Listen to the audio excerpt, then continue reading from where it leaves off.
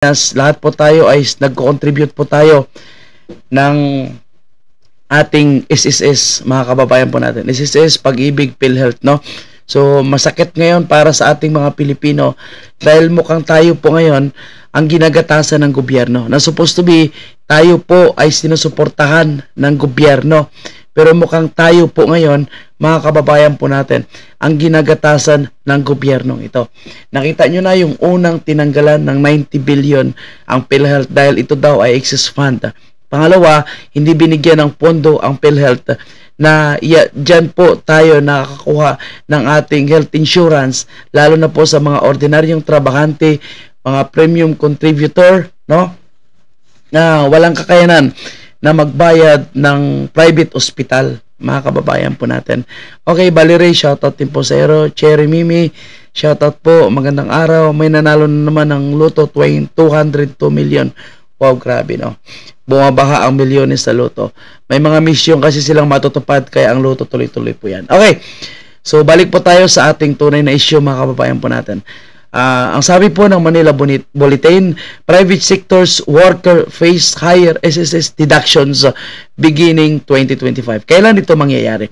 Effective January 1, 2025, the SSS contribution rate will be raised up to 15% according to Circular number 24-006 to 24-010, which is cover 5 member groups. This circular released on December 19, December 19 po ni-release itong circulation ng SSS, mga kababayan po natin. And imagine nyo po kung gaano kalaki ang mababawas sa ating mga sahod. 15% ng kabuang contribution po natin sa SSS ay lalong tataas pa, mga kababayan po natin.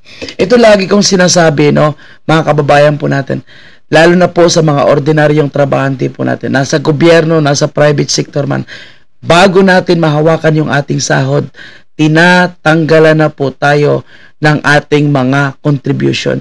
Contribution para sa Pag-ibig, SSS, no, lahat na deduction sa ating payslip, bago natin matatanggal, lahat po ay binabawas na. Imagine nyo po, mga kababayan po natin, no, kung gaano kalaki ang 15% na additional contribution. Ako naging empleyado ako for almost more than 24 years. Ako na nagtatrabaho bago po tayo pumasok sa online business, bago po tayo nagba-vlogging, no? Nag-OFW din po tayo for 15 years. Kaya alam na alam natin lahat ito, mga kababayan po natin. At ang pag-contribute sa SSS, PhilHealth, Pag-ibig na yan, no? Kung ikaw ay trabahante, nasa gobyerno o nasa pribado, hindi naman lahat ay binabayaran ng iyong company, kundi hati po kayo at makikita mo dyan kung ano po ang inyong contribution. So, sa mga nakalipas na taon, napapansin natin yan. Tumataas po yung ating contribution sa ating SSS, Pag-ibig at PhilHealth. Napapansin natin yan.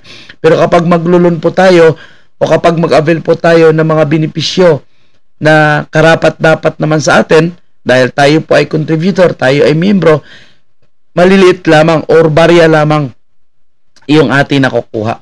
So, ano po yung ginagawa ng Marcos administrasyon ito? Na imbis tayo po ay matulungan, tayo po ay alalayan sa ating pang-araw-araw na buhay, sa ating buhay, habang tayo po ay bumabayad naman ng ating mga contribution, lalo pa po tayong ginagatasan, lalo pa po tayong pinapahirapan.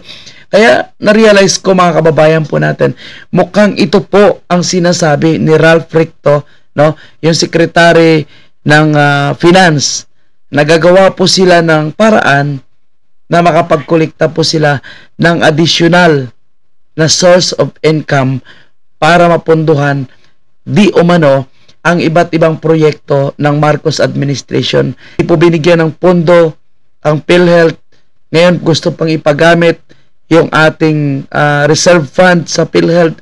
Ngayon dito na naman tayo babanatan. Sa SSS na naman tayo dadagdagan. Nalalapit na po yung pagtatapos ng taon. Dapat prosperous, maganda, masaya yung ating bagong taon. Dapat excited po tayo sa darating na bagong taon na may aasahan po tayo na may changes, no, sa gobyerno. May matatanggap naman po tayo ng mga panibagong blessings. Pero hindi pa tapos ang taon, Disyembre pa lang, putang ina, no? Nanggigigil na po tayo dahil may parating na naman.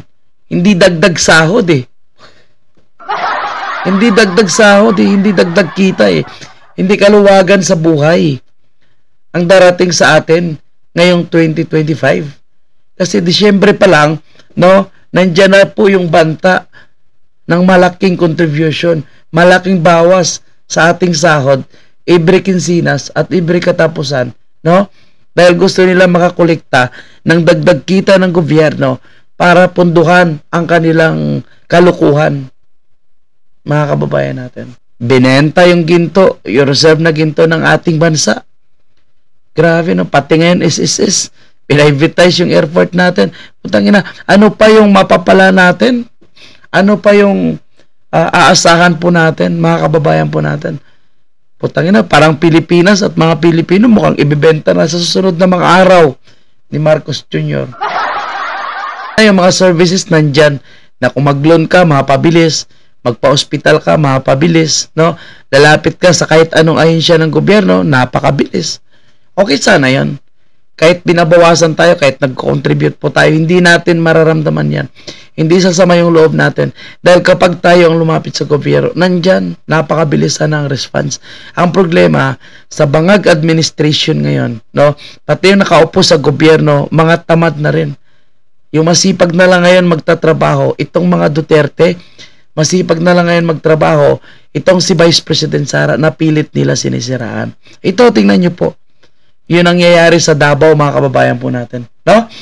Imbis na iwaldas nilang pera, imbis na ibulsa nilang pera, imbis na tatakan po nila yung mga binili nila na mga bagong kagamitan para sa pagdating ng kalamidad, no? Disaster response na mga heavy equipment.